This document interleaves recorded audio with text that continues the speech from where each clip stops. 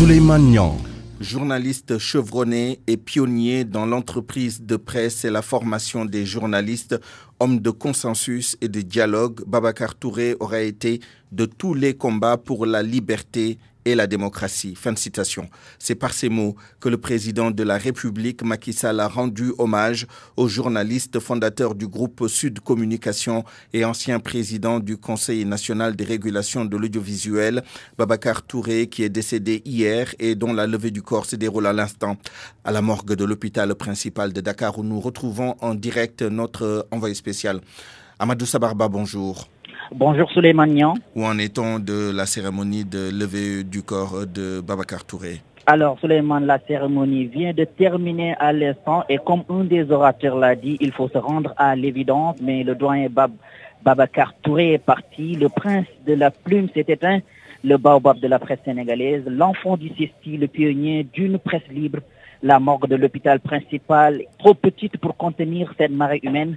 La famille, sa famille professionnelle est là, mais des générations de la corporation, ses amis du CESTI, du groupe Sudcom, mais les qualités de Babacar Touré transcendent le métier du journalisme, la preuve des avocats, des professeurs d'université, des chercheurs, le monde des arts, des juristes, bref, toutes les sommités sont ici présentes pour un dernier hommage. Souleymane Niang, la délégation gouvernementale est composée du ministre de la Communication et de la Culture, Abdoulaye Diop, le ministre d'État Mbaye Niang, la présidente du Conseil économique, social et environnemental, le ministre Mansour Faye, le ministre Seydou Gueye, le ministre du Travail Sambassi, entre autres membres du gouvernement, mais la classe politique a également fait le déplacement et l'ambassadeur de la Guinée à Dakar aussi est ici. Et comme vous le savez, les relations particulières entre entre feu Babacar Touré et le président Alpha Condé. Alors Souleymane, la levée du corps est terminée. Babacar Touré sera inhumé à Touba, la ville de Cheikhoul Khadim,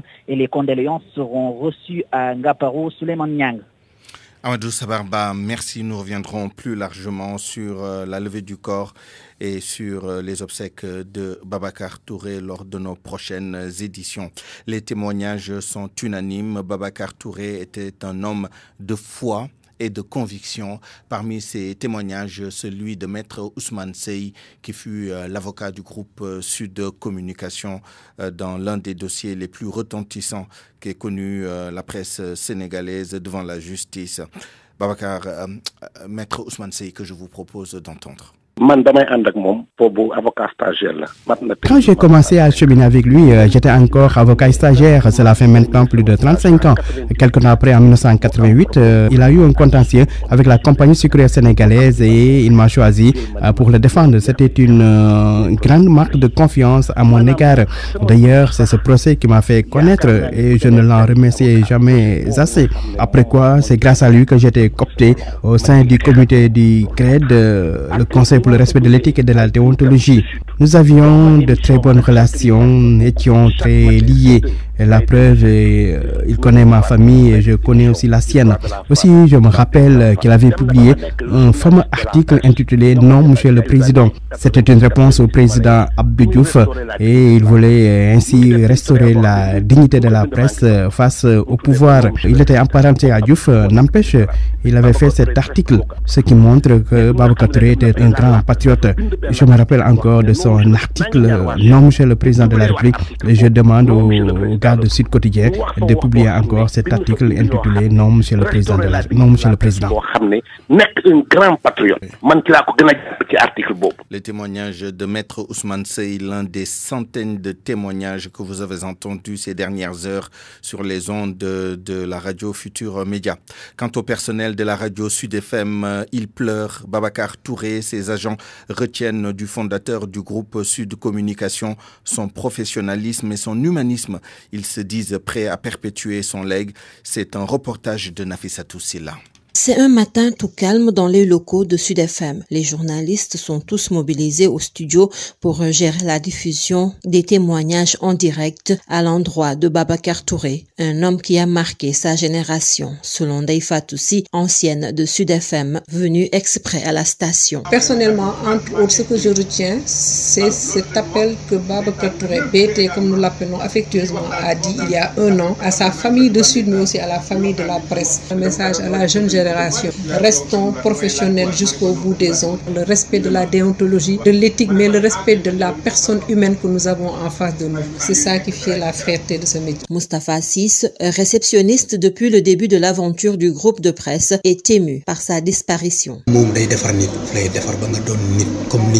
man jànguma tubaab d'accord mais lépp lu ma xam fii laa ko xamee ci yéen ñi mu ne ma kon baax na loolu laa bëgg nag du ma ko fàtte mukk lu ne defal na ma ko nag man wallahi lazim doonul lekkantu fi dugul man maa ko daan jox ataay mu naan Babacar maa ko daan toggal ataay ci wetu bureau moom kon donc kooku def na ci man loo xamante ne man mënuma wax. Ndeye Marième Ndiaye, rédactrice en chef de Sud FM, avoue n'avoir pas beaucoup côtoyé Babacar Touré, mais retient qu'il a beaucoup œuvré pour la responsabilisation des femmes dans la presse. Parce que c'était quelqu'un qui croyait en nous, qui croyait en nos jeunes générations, notamment à toutes les femmes de la rédaction, parce que Babacar Touré a toujours su compter sur ces femmes-là. D'ailleurs, il a été le premier à nommer Nefa Toussi en tant que rédactrice en chef de la radio Sud FM. Mais avant cela, il l'a nommé au niveau du Sud FM. C'était la même chose avec Aïssatou Fall à Saint-Louis, la même chose avec Aminata Mbodj aussi à Kaolack. Donc Babacar Touré avait confiance en cette jeune génération. Maodo Faye, journaliste, estime que le legs de Babacar Touré, l'homme à la belle plume, comme il le qualifie, sera perpétué. C'est quelqu'un qui faisait un travail avec effacement. Il a aidé énormément de journalistes, énormément de personnes, énormément même d'autorités dans ce pays-là. Nous sommes là pour continuer le travail. Parce que lui, il n'a jamais été quelqu'un qui nous surveillait de près et tout cela. Il a créé la radio, il a créé ici l'école, le journal Le Sud Quotidien, mais après il a disparu. Donc nous, on a un directeur qui connaît le métier, Baye Omar Gueye. Nous continuons le chemin. Ne serait-ce que pour son âme, rien ne va changer, Inch'Allah. Babacar Touré, cette icône du journalisme, était un monument de la presse sénégalaise, car il fait partie de ceux qui l'ont propulsé en avant. Et ainsi, il ne sera jamais oublié. Pour moi, RFM, c'est la radio de la réactivité. RFM, partout, tout le temps. Au lendemain de la mise à sac et de l'incendie de la mairie de Keur Massar, le calme est revenu ce matin dans la localité. Les manifestations d'hier soir ont soulevé un vent d'indignation de la part des résidents. Des manifestations menées par des marchands ambulants qui, selon des témoignages, ne peuvent plus supporter l'arrêt de leur activité au niveau du rond-point. Mamadou Omarba. Un décor peu commun aux alentours de la municipalité de Keur Massar. Des débris de verre, des bouts de papier brûlés, des agents des forces de l'ordre qui sont presque partout pour essayer d'assurer quelque chose qui manquait hier soir, la sécurité. Stylo dans sa poche, Ndoye avait un rendez-vous. Je suis arrivé à la mairie, j'ai trouvé un bataillon de gendarmes. Les gendarmes m'ont expliqué que c'est l'œuvre des marchands ambulants. Ils ont pratiquement brûlé pas mal de choses et fait pas mal de dégâts quand même. Bon, tu sais, pour être... ça, c'est des choses qu'il ne faut pas laisser passer. Quelques papiers sont rassemblés à côté de Sidi Diop, un des conseillers du maire, rassemblés pour essayer de sauver ce qui peut l'être. C'est pour voir si vraiment il y a des actes de criminels. Les gens pourraient voir des numéros, ou bien des noms, ou bien des adresses. Le rond-point, lieu de convoitise de ces marchands ambulants, est bien surveillé par les gendarmes, surveillés pour endiguer toute idée de nouvelles manifestations. Et puis dans l'affaire opposant l'association pour la défense du littoral à Abindour, cette affaire a été mise en délibéré au 17 août prochain. Cela fait suite aux plaidoiries qui ont eu lieu ce matin devant le tribunal des référés de Dakar. Les avocats de la partie civile espèrent obtenir gain de cause pour l'enlèvement des installations de l'artiste Abindour sur l'îlot en question. Maître Ousseynou Ngom, un des conseils de l'association pour la défense du littoral, est joint par El Hadj Ndiogou. Sur le fond, la dame Abindour a produit une autorisation d'occuper délivrée par le maire de Fann Point. Alors, nous avons précisé à l'attention du juge des référés le fait qu'en l'espèce, ce n'est pas le maire de Dakar Fann Point qui est compétent pour délivrer des actes. Parce qu'on parle de quoi? On parle d'un espace qui fait partie du parc routier, si je peux m'exprimer ainsi. Et donc, c'est du ressort de l'AGIROUTE. Et justement, l'AGIROUTE installé dans la cause a pris la parole pour conforter nos positions, en disant que le maire de Dakar n'a pas compétence en la matière. Et nous avons brandi un décret de 2010 qui a créé l'AGIROUTE et qui conforte également notre position, en disant que l'AGIROUTE est seule habilitée à accorder une autorisation lorsqu'il s'agit d'installation ou d'aménagement dans des espaces faisant partie du parc routier. Et l'autre argument imparable qu'on a brandi, c'est un arrêté du préfet de Dakar qui interdit tout aménagement, toute installation dans l'espace dénommé îlot, en face de l'ambassade de Mali. Ce sont ces arguments-là que nous avons plaidé devant le juge des référés et nous avons bon espoir pour que nos demandes soient acceptées par le juge des référés en ordonnant l'enlèvement immédiat des installations sous astreinte et la remise en état sous astreinte comme nous l'avons demandé à l'appui de notre assignation. Nos tentatives pour avoir la réaction des avocats de la dame Abindour sont restées sans succès. À 12h et bientôt 13 minutes, venons-en maintenant au point du jour de l'épidémie de Covid-19 au Sénégal. Les chiffres du jour marqués par 3 nouveaux décès. Écoutons le docteur El Hadj Mamadou Ndiaye, directeur de la prévention au ministère de la Santé et de l'action sociale. Sur 1083 tests réalisés, 83 sont revenus positifs, soit un taux de positivité de 7,66%. Les résultats positifs sont répartis comme suit.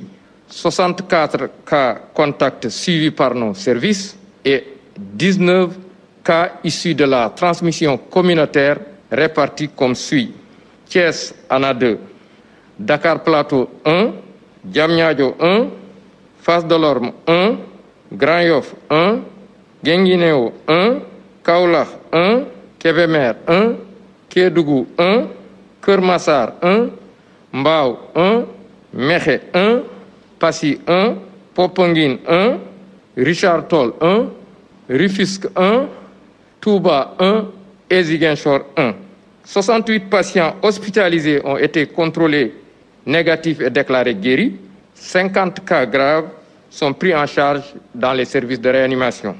3 décès ont été enregistrés ce dimanche 26 juillet 2020. L'état des autres patients est stable.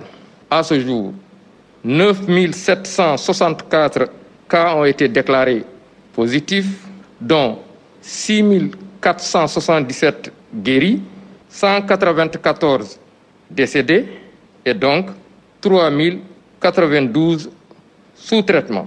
Le ministère de la Santé et de l'Action sociale présente ses condoléances aux familles éplorées et souhaite un bon rétablissement aux patients encore dans nos services. Parlons également de la colère des agents de santé qui officient au centre de traitement pour personnes malades de Covid-19 de Ziguinchor. Ils ont fait face à la presse ce matin pour réclamer le paiement de leurs primes Covid non versées depuis le déclenchement de la pandémie dans notre pays. Ils ont évoqué les risques énormes d'infection auxquels ils sont exposés avant d'inviter le ministre de la Santé à s'atteler au plus vite au respect de cette promesse gouvernementale relative au versement de cette prime de motivation à tous les agents en service dans les centres de traitement. Mam Khassim Ndiaye, infirmier et porte-parole avec Lamine Ba. Nous avons invité à cette sortie de presse pour dénoncer un fait. Donc nous sommes là depuis le 22 mars 2020. Donc nous sommes ici par désignation ou bien par volontariat. Donc de ce fait, depuis qu'on est là, on a travaillé d'arrache-pied avec le respect de la conscience professionnelle et tout. Tout ce que demande le travail, nous sommes là en train de le faire correctement, sans demander aucune motivation ni rien du tout. Donc par simple engagement. De ce fait, à notre grande surprise, l'État du Sénégal a octroyé une prime spéciale de motivation pour tout agent qui travaille dans les CTE, dans le territoire national. Mais à notre grande surprise, on est resté depuis le mois de mars sans aucune prime de motivation, sans toucher même à aucun sou de cette prime de motivation-là. Au même moment, les collègues qui sont un peu partout dans le Sénégal, à l'est du pays, au nord, un peu partout au centre, ils ont reçu leur prime depuis le mois de mars. Et à chaque mois, ils reçoivent leur prime alors que nous, on est laissés en rade. C'est ce que nous dénonçons avec la plus grande énergie. Discrimination notoire même. C'est eux-mêmes au début qui avaient convoqué une réunion pour nous rassurer que d'ici peu, quelque chose serait fait par rapport à cette motivation. Nous interpellons notre autorité supérieure même, à savoir le ministre de la Santé et même le président de la République, pour qu'il fasse vraiment, pour qu'il apporte une solution à cette situation. Nous savons que les malades qui sont là, ce sont tous nos malades et ce sont nos parents. Donc on va les prendre en charge. Mais quand même, nous resterons dans cette lancée d'aller jusqu'au bout de nos efforts. Parce que si rien n'est fait, l'école, nous avons envisagé même d'aller jusqu'à faire un arrêt de travail Parce que sincèrement, c'est une situation qu'on ne peut plus supporter. À Fatick, le paiement des primes de motivation est annoncé pour ce lundi. C'est le directeur des ressources humaines du ministère de la Santé et de l'Action sociale, Ibrahima Soukandela Diouf, qui l'a révélé ce week-end à l'occasion de la remise d'un lot d'équipements médicaux à l'hôpital régional de Fatick. Il a également annoncé l'arrivée prochaine d'un respirateur de dernière génération au centre de traitement des épidémies. À Fatick, la correspondance d'Aminata Goudjabi. Sous peu, les éventuels cas graves de coronavirus de la région de Fatick ne seront plus transférés vers d'autres régions. Le service de réanimation du centre de traitement des épidémies de l'hôpital régional de Fatick va être fonctionnel. Il sera doté d'un respirateur haut de gamme. Ibrahima Soukandela Diouf est le directeur des ressources humaines du ministère de la Santé. Le ministère de la Santé, à travers le plan de résilience, a pu se doter d'un certain nombre de respirateurs qui vont permettre de gérer les cas graves dont on parle sur l'étendue du territoire. Et je pense que Fatick va recevoir son respirateur. Sous peu, les cas graves pourront être gérés ici dans l'hôpital régional de Fatick. Autre bonne nouvelle, les primes de motivation du personnel de ce centre de traitement des épidémies seront disponibles dès ce lundi. Que n'est pas membre du CTE qui veut. Donc il y a quelques réglages et je pense que l'histoire de leur paiement va être un vieux souvenir. Dès lundi, en rapport avec le DAGE qui administre ces crédits-là, nous allons procéder au virement des motivations des membres du CTE de Fatick. Et toujours dans un souci de renforcer le plateau technique de la région, un important lot de matériel médical a été distribué au district sanitaire de Fatick et à l'hôpital régional par le directeur des ressources humaines du ministère de la Santé, qui est aussi le président du mouvement Sine Sunu Diwan. Et ça a été pour moi une bonne occasion de soutenir de façon assez concrète le relèvement du plateau technique.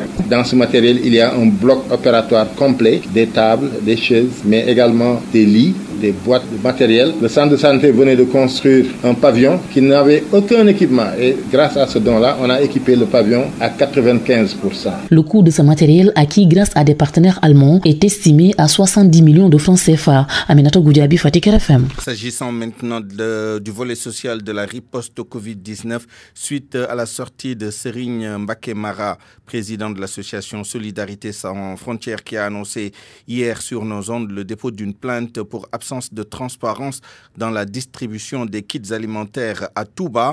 La réponse du ministère, Demba Diouf, directeur régional du développement communautaire, botte en touche.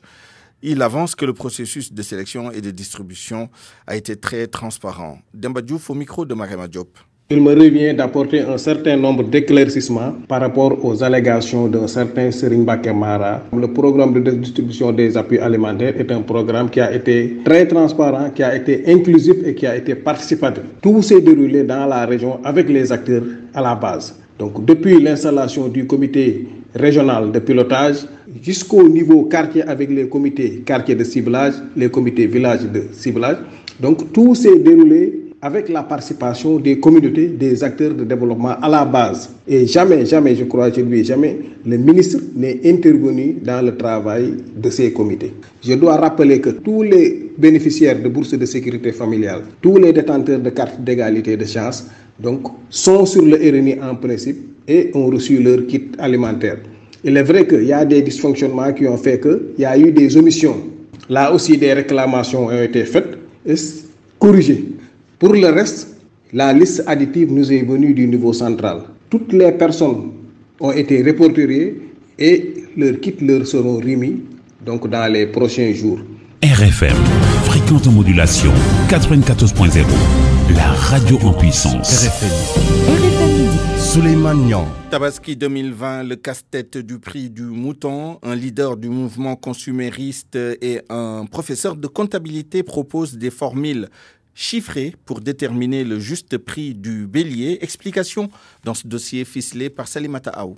Permettre à l'éleveur et aux consommateurs de se retrouver, surtout en cette période de fête de Tabaski. L'association des consommateurs propose aux éleveurs de procéder au pesage des moutons pour la vente. Momar Ndao. Dans tous les pays organisés, les moutons sont vendus au poids. Il y a une méthode très simple pour comprendre ce que nous proposons. Si on se met d'accord en disant ce type de mouton, selon la race, que ce mouton-là, tel qu'il se présente, avec la forme et le poids qu'il représente, doit coûter 60 000 francs. On prend le mouton, on le pèse et puis on aura son poids. Maintenant, supposons si c'est un mouton de 60 000 francs et qu'on pèse et qu'on se rend compte qu'il pèse, mettons, 10 kilos pour simplifier, cela veut dire que donc le prix au poids sera de 6 000 francs le kilo. Pour Adam Agay, enseignant-chercheur, il faut déterminer le poids du mouton pour ensuite calculer le prix de base. Premièrement, donc, il faut calculer le poids du mouton. Deuxièmement, fixer le prix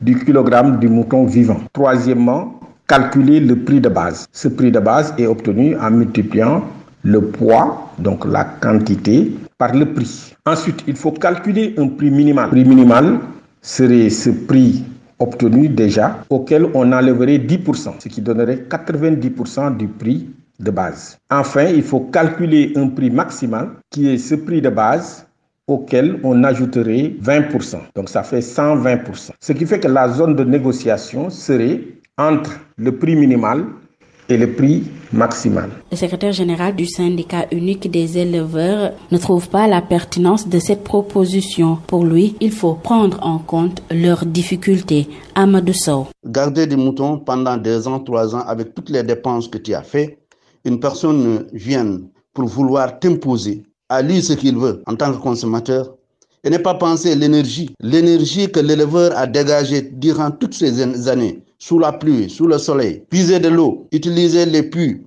toute l'énergie qu'il a dégagée, qui vient aux périodes de tabaski pour dire à la personne, à l'éleveur, pesez votre mouton, à quel prix? Est-ce que si on impose ces consommateurs que le prix des moutons, 2 kilos de mouton de viande pendant les tabaski, c'est à 25 000. Ils vont accepter. L'ASCOSEN veut ainsi mettre fin aux spéculations sur le prix du mouton à chaque fête de tabaski. Pour les éleveurs, il faut de plus amples concertations, mais rejette déjà cette proposition.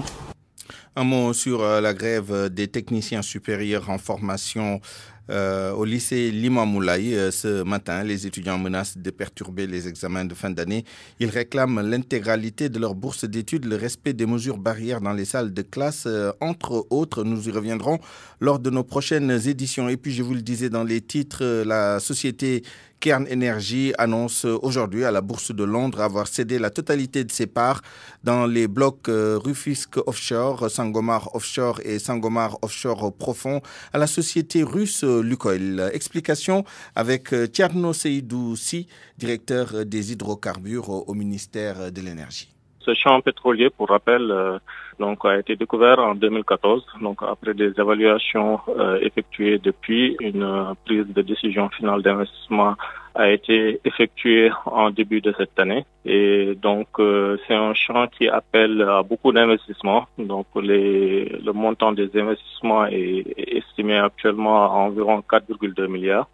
Donc, il y a nécessité de mobiliser pas mal d'argent. Cairn étant une compagnie justement plus orientée dans l'exploration, elle avait manifesté justement son intérêt de céder tout ou partie de ses actifs afin de pouvoir refinancer, afin de pouvoir assurer son financement. Donc après un long processus justement de discussion avec les différentes compagnies intéressées. Donc aujourd'hui, Cairn nous annonce s'être mis d'accord avec la compagnie russe pour céder l'intégralité de ses intérêts sur justement le projet Sangomar, donc qui s'élève à hauteur de 40%. Les autres partenaires du bloc sont naturellement Petrosen avec 10%, avec l'option de pouvoir monter à 18%. La compagnie australienne Phare qui détient 15%. Et Woodside, une autre compagnie australienne qui est l'opérateur et qui détient 35%. Tierno Seydou-Li et non Tierno Seydou-Si, directeur des hydrocarbures au ministère de l'Énergie et du Pétrole, qui se prononçait donc et qui expliquait la cession de la totalité des parts de la société Cairn Energy dans le bloc Sangomar à la société russe Lukoil. RFM. L'actualité internationale. Bonjour Georges Détidiop. Rebonjour Souleymane. Un sommet virtuel de la CEDEAO s'est ouvert ce matin sur la crise sociopolitique au Mali. Oui, un sommet extraordinaire. Il fait suite à la visite de 5 chefs d'État de l'organisation sous-régionale jeudi dernier à Bamako. Mais est-ce que le mouvement du 5 juin attend quelque chose de ce sommet extraordinaire de la CEDEAO? Pas vraiment, selon Nouhoum Sarr, membre influent du M5. Nous l'avons joint tout à l'heure à Bamako. La CEDEAO est en train de démontrer depuis un certain temps qu'elle est une CEDEAO des chefs d'État et non une CEDEAO des peuples. En tout cas, le peuple malien, le M5 dans son ensemble, n'entend pas très grande chose de ce sommet virtuel parce que la CEDEAO protège M. Ibrahim Boubacar Keïta qui aujourd'hui est rejeté par une bonne partie de son peuple. Aucun pays de la CEDEAO n'est sous occupation. Le Mali, l'État du Mali ne contrôle que 25% du territoire national. Ce n'est le cas dans aucun pays de la CEDEAO. Et c'est une gouvernance qui nous a amené ça. Cette gouvernance a été incarnée par M. Ibeka. C'est pourquoi nous demandons son départ. Nous sommes convaincus que son maintien au pouvoir, c'est une loi sans issue. Le peuple malien ne peut plus attendre 3 ans. Les chefs d'État de la CEDEAO, nous les appelons au bon sens. Nous les appelons à regarder les souffrances du peuple malien, à se mettre avec le peuple malien. Parce que cette digue que représente le Mali, si cette digue tombe, c'est l'Afrique de l'Ouest, c'est le Sahel dans son ensemble, c'est la Méditerranée qui sera prise d'assaut. Et ce qui est à déplorer, c'est l'attitude de certains chefs d'État de la CEDEAO, en l'occurrence Mahamadou Bouhari, pour lequel le M5 a d'énormes respect, mais qui aujourd'hui est totalement en déphasage avec le Mali. Nous estimons que les chefs d'État de la CEDEAO, s'ils s'entêtent, ils font tout pour maintenir M. Ibeka, ils seront les complices de la tragédie qui adviendra dans notre pays. Nous reprendrons les manifestations juste après la fête de l'Aïd el-Kébir et nous allons continuer pacifiquement, démocratiquement, mais de façon populaire à manifester pour que le pays puisse savoir que le maintien d'Ibeka est synonyme de blocage. Au Burkina Faso, Zéphirin Diabré est candidat à la prochaine présidentielle. C'est samedi qu'il a été investi par son parti, l'Union pour le progrès et le changement. Cela après un vote par acclamation de 5000 militants au Palais des Sports de Ouagadougou. À l'élection présidentielle de 2015, Zéphirin Diabré était arrivé deuxième avec 29,65% des voix, battu par l'actuel président Roch Marc Christian Kaboré. La présidentielle burkinabé prévue en novembre prochain en Côte d'Ivoire. L'on s'achemine vers l'investiture d'Henri-Konan Bédié au nom du PDCI. Ce week-end se tenaient les conventions éclatées à travers le pays pendant lesquelles près de 9400 membres du parti ont voté pour celui qui va les représenter au scrutin d'octobre prochain. Une nomination sans suspense selon RFI puisque le chef du parti, Henri-Konan Bédié, est le seul candidat. Nouveau massacre au Darfour, plusieurs dizaines de morts. Une tuerie dans un village du Darfour Ouest a fait plus de 60 morts et 60 autres blessés selon l'ONU. Une série d'attaques se déroule depuis la semaine dernière entre tribus nomades, arabes et agriculteurs au sujet de l'occupation des terres. RFI rapporte que selon l'ONU, environ 500 hommes armés ont attaqué samedi la localité de Masteri, à une 50aine de kilomètres de la capitale provinciale d'El Guénéna. Des maisons et le marché local ont également été pillés et brûlés. Et puis le coronavirus au Maroc, 8 villes du royaume chérifien confinées. Cela du fait de la hausse considérable des cas de contamination constatés ces derniers jours. Les autorités publiques appellent les citoyens au strict respect des mesures sous peine de sanctions.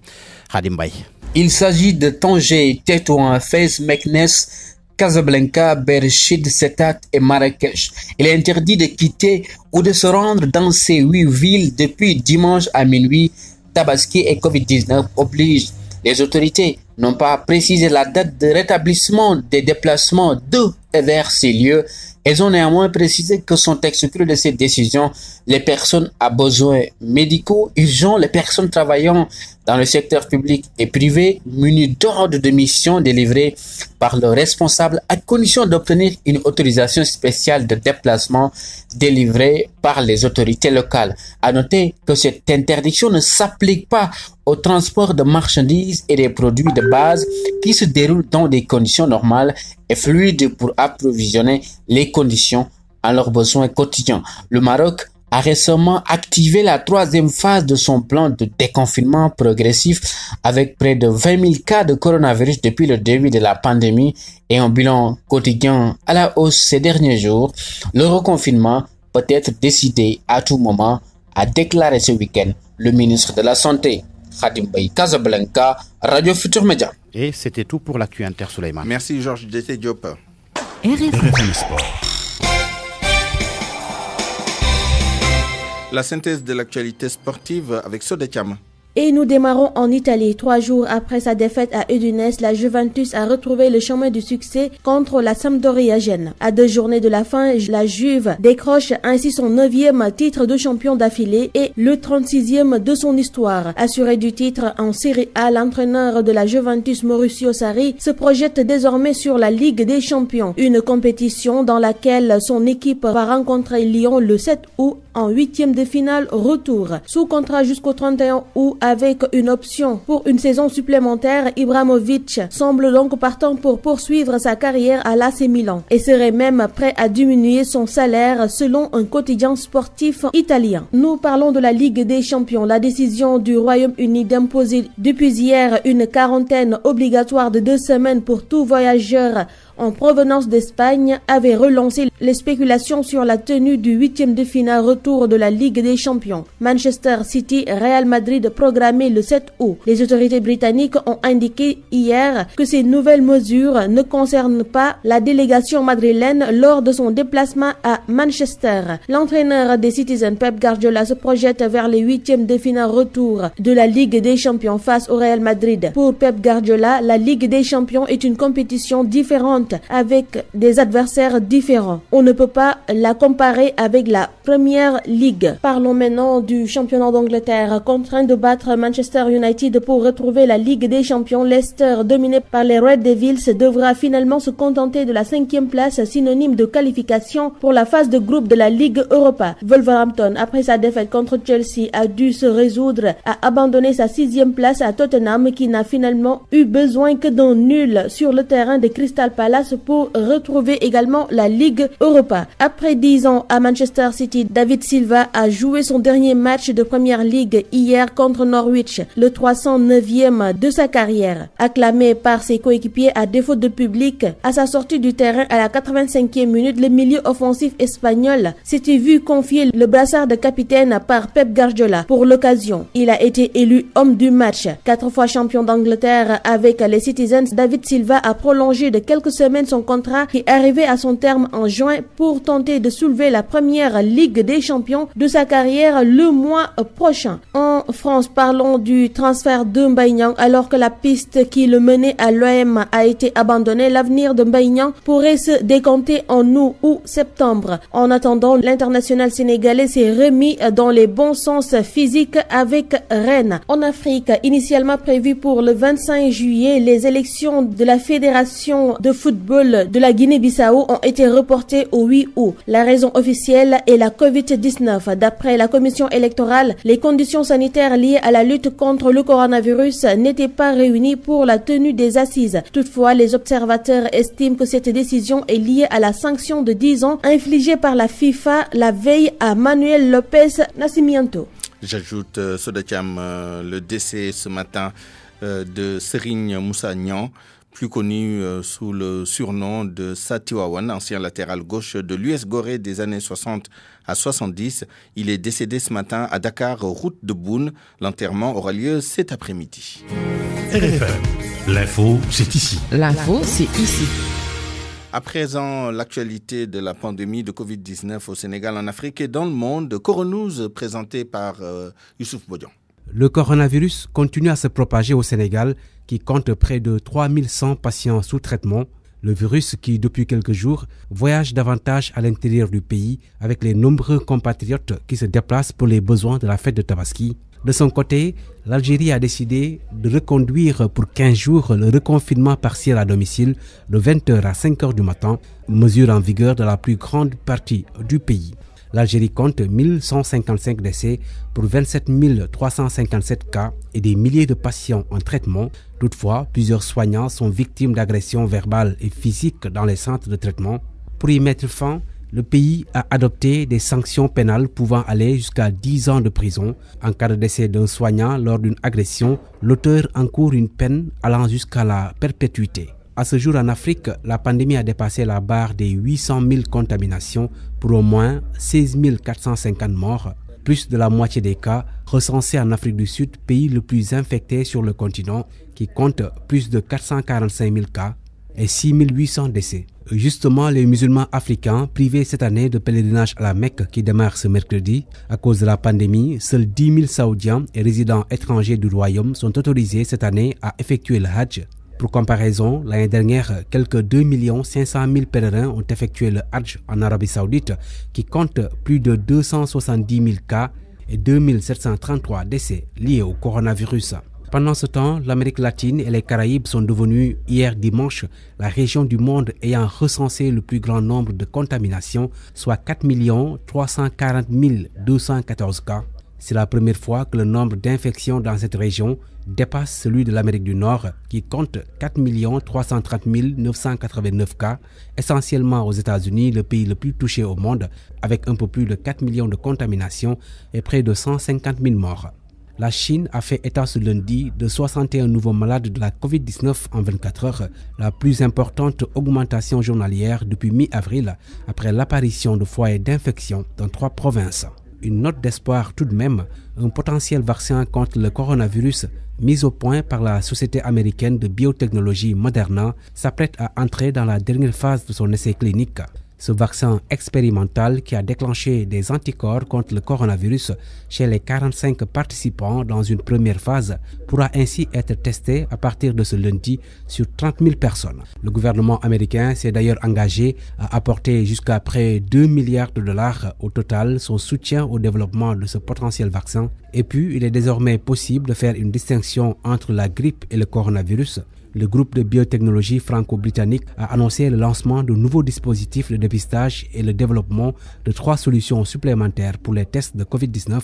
En outre, le groupe compte lancer en septembre 2020, dans l'hémisphère nord, un panel de tests respiratoires capable de diagnostiquer et de distinguer les agents responsables du rhume, de la grippe et de la Covid-19. RFM, la presse du jour. Préparez sereinement la Tabaski avec NCA Bank. Un prêt au taux exceptionnel de 5,75% disponible en 48 heures. Rendez-vous dans l'une de nos 13 agences pour souscrire ou appelez-nous au 33 829 69 00. NCA Bank, le vrai visage de la banque. NCA Bank, le vrai visage de la banque. NCA Bank vous offre votre revue de presse. La presse de ce lundi 27 juillet 2020, lue et commentée par Georges Détié-Diop. Un baobab de la presse tombe à jamais. Babacar Touré tire sa révérence. Le président fondateur du groupe Sud Quotidien et ancien président du CNRA est décédé hier soir à l'âge de 69 ans. Un décès qui affecte toute la presse quasiment, qui pleure un pionnier. Ce qui fait d'ailleurs dire à l'Observateur que la presse sénégalaise perd un repère. Pour Le Soleil, la presse perd un monument. L'As évoque l'effondrement d'un géant. Vox Populi, la chute d'un géant de la presse. Pour Libération, c'est un monde qui s'effondre. Tribune relève que le monde des médias perd un grand monsieur. Quant à l'I Quotidien, il affirme que c'est un pan de la presse indépendante qui s'affaisse.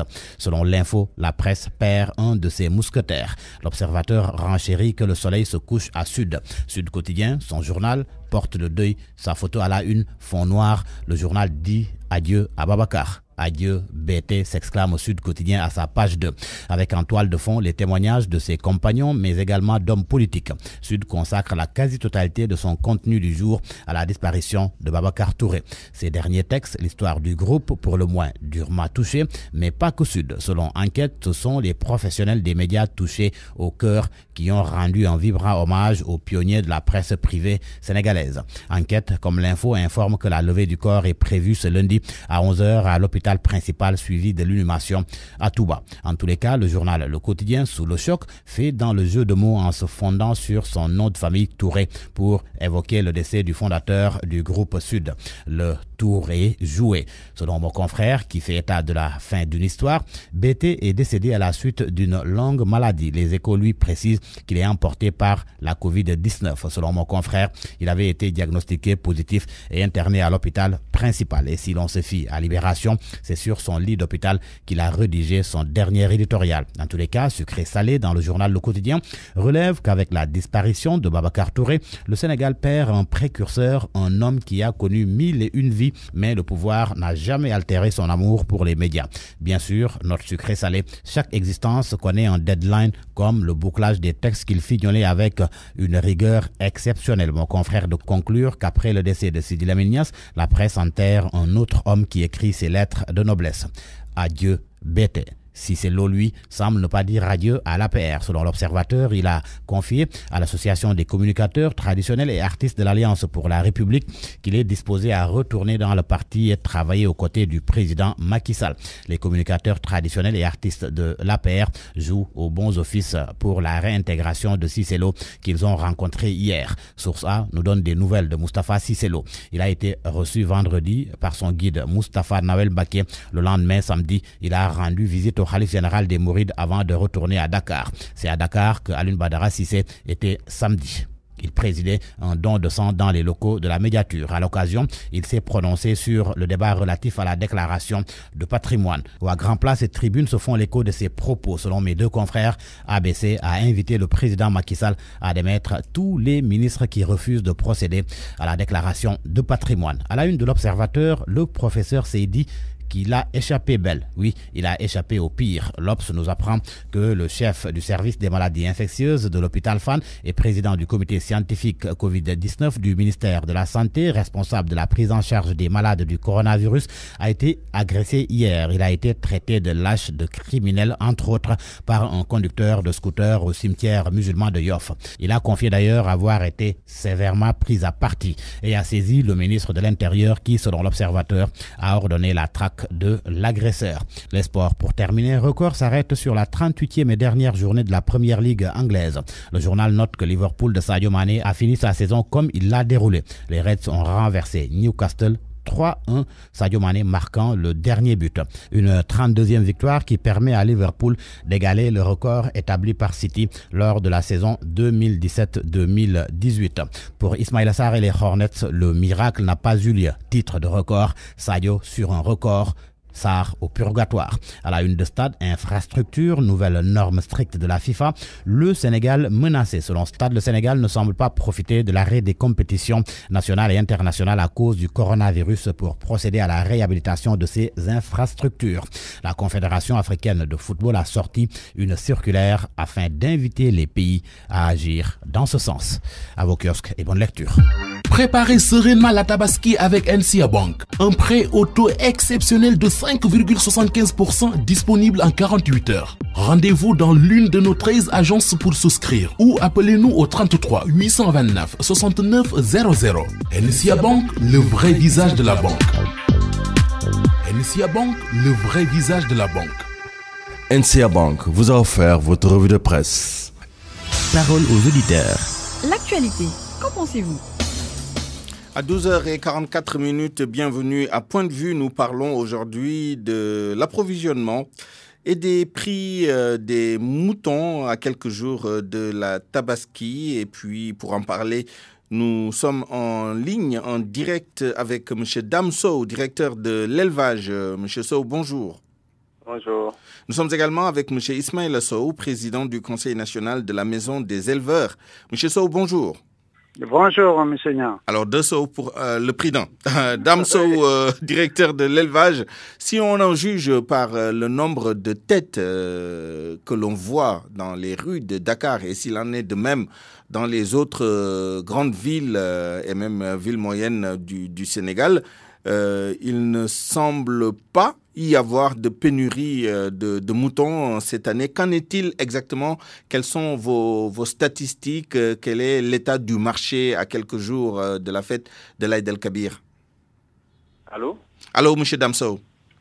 Oui, bonjour tout le monde. Bonjour à Ismaïla, bonjour à vos auditeurs. Effectivement, ce que vous avez dit, l'impression générale, c'est que les moutons sont sortis, les moutons sont nombreux, mais pour nous, ça ne suffit pas. Parce que d'habitude, quand également certains ont l'impression qu'il n'y a pas suffisamment de moutons, on leur oppose des chiffres. Et donc, les statistiques, c'est ce qui étaye en tout cas une information. Et donc, comme vous l'avez dit, effectivement, cette année, en tout cas, d'après les statistiques que nous avons enregistrées depuis un mois sur le terrain, nous avons remarqué en tout cas, avec les marges d'erreur qu'il y a bien sûr, nous avons remarqué que le nombre de moutons sortis présentés est relativement supérieur à ceux de l'année dernière. Et également, c'est un chiffre qui, en tout cas, colle aux objectifs qui sont fixés. Il faut vous donner l'exemple de 3 indicateurs que nous suivons régulièrement. C'est au niveau du marché national, tout ce qui est présenté au niveau des loumans, au niveau des marchés quotidiens, au niveau des zones d'attente. Bien sûr, il y a une marge d'erreur avec les doublons.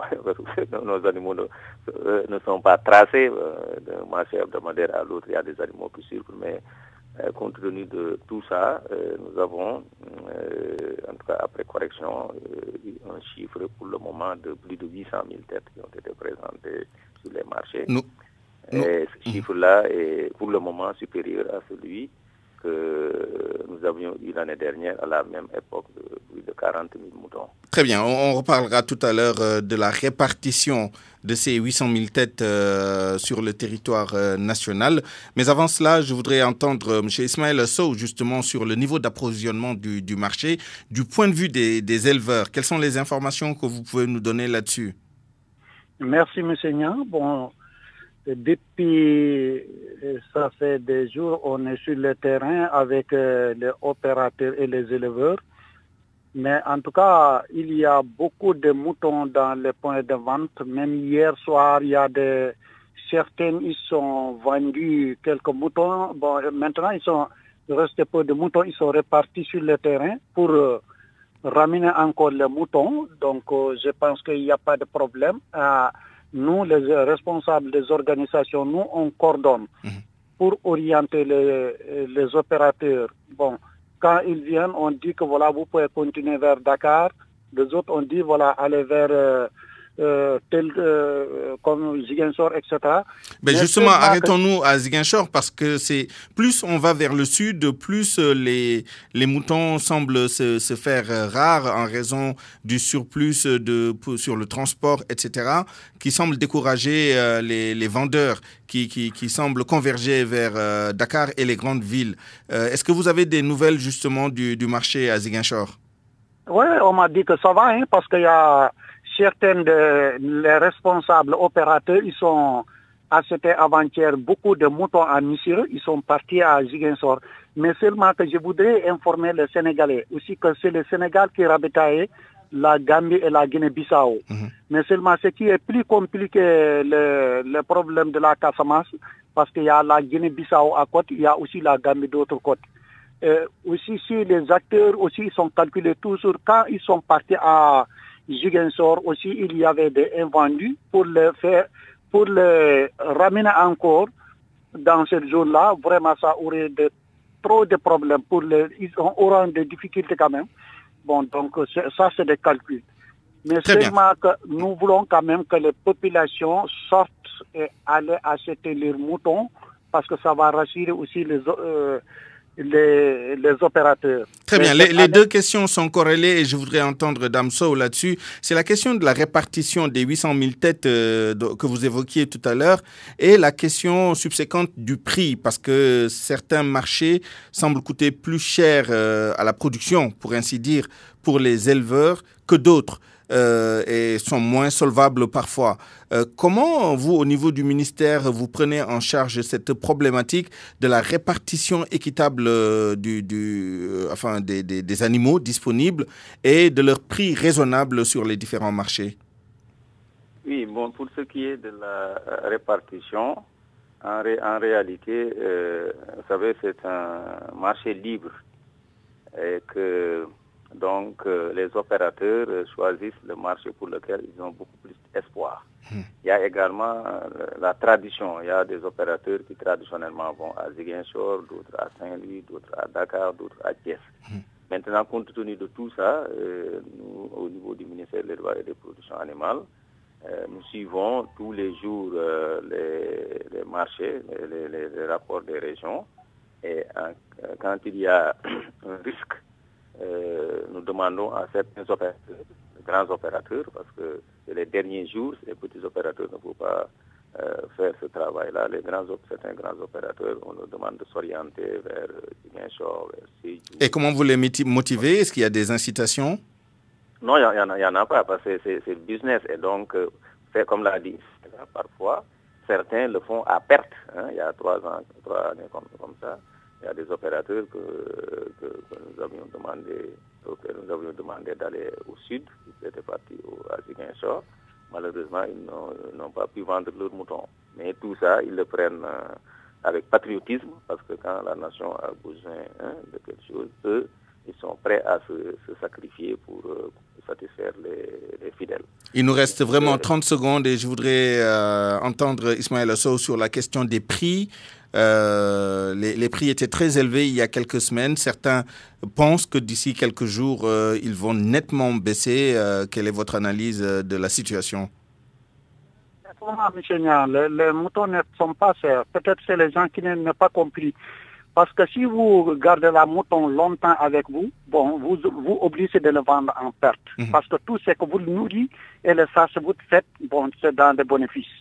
Donc s'il a resté avec vous, obligatoirement, il ne mange que les bénéfices. Donc là, il n'y a pas de problème. Les éleveurs obligera de vendre les moutons en perte. Là, les gens disaient que tout c'est fait, mais ils n'ont pas compris. Très bien. Vraiment, un tout dernier mot, M. Damso.